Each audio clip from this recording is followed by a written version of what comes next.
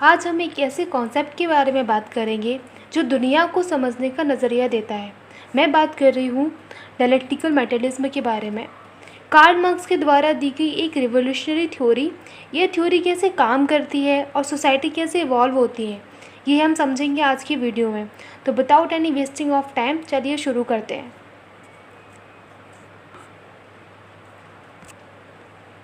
इस थ्योरी को समझने के लिए हमें सबसे पहले उस डिस्प्यूट के बारे में समझना होगा जो मार्क्स और हीगल के बीच में हुआ था। दोनों ही फिलोसोफर्स डायलेक्टिकल मेथड यूज़ करते थे, लेकिन उनकी अप्रोच बिल्कुल अलग थी। हीगल कहते थे कि दुनिया में जो भी बदलाव आते हैं वो आइडियाज़, थॉट्स की वजह से आते हैं, लेकिन मार्क्स ने इस थ्योरी को अल्ट्रा दिया। उन्होंने कहा कि दुनिया को सिर्फ आइडियाज़ के थ्रू नहीं समझा जा सकता। मार्क्स कहते हैं कि रियल वर्ल्ड यानी इकोनॉमिक कंडीशंस, रिसोर्सेज और क्लास स्ट्रगल सबसे इम्पॉर्टेंट चीज़ें हैं जो सोसाइटी को बदलती हैं। यहाँ पे मार्क्स ने हीगल को क्रिटिसाइज़ किया और कहा कि अगर हम सोसाइटी को समझना चाहते हैं तो हमें पहले मटेरियल कंडीशन को समझना होगा, ना कि सिर्फ थॉट्स और आइडियाज़ को। यही है मार्क्स का डायलेक्टिकल मेटलिज्म, जिसमें मटेरियल वर्ल्ड को प्राइमरी माना गया और आइडियाज़ और थॉट्स को सेकेंडरी। थोड़ा और डिटेल में समझते हैं। डायलेक्टिकल मेटलिज्म में दो वर्ड का यूज़ किया गया है। फर्स्ट है डायलेक्टिकल और सेकंड मेटलिज्म। अब हम बात करेंगे डायलेक्टिकल वर्ड के बारे में, आखिर ये होता क्या है। डायलेक्टिकल का मतलब होता है दो अपोजिट आइडियाज़ या फोर्सेस का टकराव, जिससे एक नई चीज़ या सॉल्यूशन का जन्म होता है।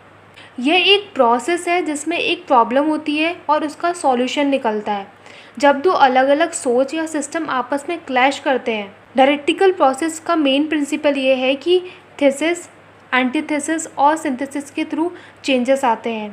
पहले थीसिस आता है, फिर एंटीथेसिस आता है, उसके बाद सिंथेसिस आता है। सिंथेसिस आता है।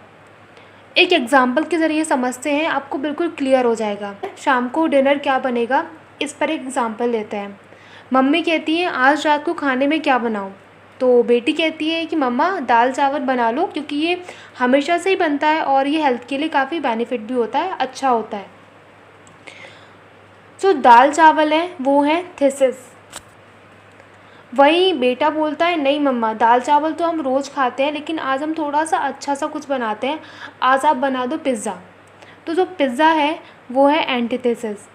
अब मम्मा ने दोनों की बात सुन ली। मम्मा ने निकाला एक कंक्लूज़न। उन्होंने कहा कि आज बनेगी दाल चावल पिज़्ज़ा। मम्मा ने चावल का बनाया बेस और ऊपर से डाल दी दाल, तो बन गया ना दाल चावल पिज़्ज़ा। मतलब थीसिस और एंटीथेसिस के बीच में जो डिस्प्यूट होता है उसका सॉल्यूशन जो निकलता है उसे सिंथेसिस बोलते हैं। तो मैं उम्मीद करती हूँ आपको ये कॉन्सेप्ट समझ में आया होगा। तो चलिए आगे बात करते हैं। अब बात करते हैं हम मेटलिज्म के बारे में। मेटलिज्म का मतलब ये होता है कि जो चीज़ें हमारे आसपास हैं, जो हमें फिज़िकली मिल रही हैं, वही हमारी सोच, डिसीज़न और हैबिट्स को सेव करती हैं। यानी मटेरियल वर्ल्ड पहले आता है और आइडियाज़ बाद में। एक एग्जांपल समझते हैं। टू फ्रेंड्स हैं, रवि और राहुल। जो रवि है वो मेटेरियलिस्ट है और जो राहुल है वो आइडियलिस्ट है। रवि, अब यहाँ पे भी ना हम एग्जांपल लेते हैं डिनर का। ओके, तो रवि कहता है जो फ्रिज में रखा हुआ है वही डिसाइड करेगा कि आज का डिनर में क्या होगा और क्या बनेगा। अगर फ्रिज में सब्ज़ी होगी तो आज सब्ज़ी बनेगी, और अगर उसमें मैगी वगैरह रखा हुआ है तो आज मैगी वगैरह बनेगी। लेकिन जो राहुल है वो आइडियलिस्ट है। वो कहता है नहीं, मैं जो सोचता हूँ वही मैटर करता है। अगर मैं सोचता हूँ तो पिज़्ज़ा ही बनेगा, बट राहुल का फ्रिज तो खाली है। So the topic ends. Ravi तो खा लेगा मैगी वगैरह, क्योंकि उसकी फ्रिज में मैगी या सब्ज़ी कुछ ना कुछ रखी हुई है, लेकिन राहुल का फ्रिज पूरी तरीके से खाली है। तो वो सोचता रहे, जो उसको सोचना है उसे कुछ नहीं मिलने वाला। ठीक है।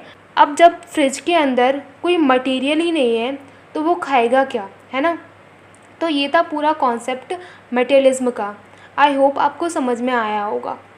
डायलेक्टिकल मैटेरियलिज्म का सीधा मतलब ये है कि material world, economy, production, resources पहले आता है और आइडियाज़ सोच बाद में।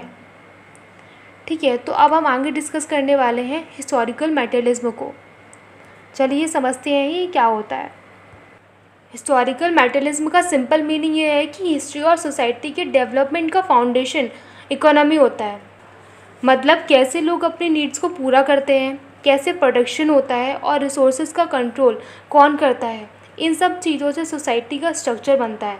मार्क्स ने कहा कि सोसाइटी के प्रोग्रेस का बेस आइडियाज़ नहीं बल्कि इकोनॉमिक कंडीशंस होती हैं। मार्क्स ने ह्यूमन हिस्ट्री को अलग अलग स्टेजेस में डिवाइड किया, जिसे मोड्स ऑफ प्रोडक्शन कहा जाता है। प्रिमिटिव कम्युनिज्म, इसमें सब लोग बराबर होते थे और जो भी प्रोड्यूस होता था वो सबके बीच में इक्वली डिस्ट्रीब्यूट होता था। ये सिस्टम बेसिकली पुरानी हंटिंग गैदर सोसाइटीज़ में फाउंड होता है, जब लोगों ने अभी एग्रीकल्चर या परमानेंट सेटलमेंट डेवलप नहीं किया था। अब हम बात करते हैं फ्यूडलिज्म के बारे में। ये एक ऐसा सिस्टम है जहाँ लैंड की ऑनरशिप कुछ फ्यूडल लॉर्ड्स के हाथ में होती थी और पीसेंट्स किसान उनके लिए काम करते थे। इस काम के बदले जो फ्यूडल लॉर्ड्स थे वो उन्हें रहने के लिए जगह दे देते थे, लेकिन वो जो काम करते थे उसका बड़ा हिस्सा फ्यूडल लॉर्ड्स के हाथ में जाता था और बहुत कम वेजेस पीसेंट्स को दिया जाता था। अब बात करते हैं कैपिटलिज्म के बारे में। यहाँ पे दो क्लास होती है, एक होती है ब्यूरोक्रेट्स जो कि फैक्ट्रीज़ के मालिक होते हैं और एक होती है प्रोलेटारिएट क्लास जो कि फैक्ट्रीज़ में काम करते हैं, जिन्हें वर्कर्स बोला जाता है। अब बात करते हैं हम क्लास स्ट्रगल के बारे में। हर सिस्टम में एक डोमिनेंट क्लास और ऑप्रेस्ड क्लास होती है और ये क्लास के बीच स्ट्रगल होते हैं। मार्क्स कहते हैं कि हिस्ट्री का मेन ड्राइवर है क्लास स्ट्रगल। हर सिस्टम में एक रूलिंग क्लास होती है जो रिसोर्सेज कंट्रोल करती है और एक वर्किंग क्लास होती है जो प्रोडक्शन का काम करती है। जैसे कैपिटलिज्म में, जो मैंने थोड़ी देर पहले समझाया आपको, जहाँ पे ब्यूरोक्रेट्स फैक्ट्रीज़ के मालिक और प्रोलेटारिएट वर्कर्स के बीच में कन्फ्लिक्ट होता है। मार्क्स का मानना था कि ये स्ट्रगल कैपिटलिज्म को ख़त्म करके एक नए सिस्टम सोशलिज्म को लेकर आएगा। तो दोस्तों, मार्क्स का हिस्टोरिकल मैटेरियलिज्म हमें समझाता है कि कैसे इकोनॉमिक सिस्टम और क्लास स्ट्रगल सोसाइटी को बनाते हैं। तो गाइस, आज के लिए इतना ही। मिलते हैं नेक्स्ट वीडियो में, तब तक के लिए stay inspired, keep growing. Thank you so much.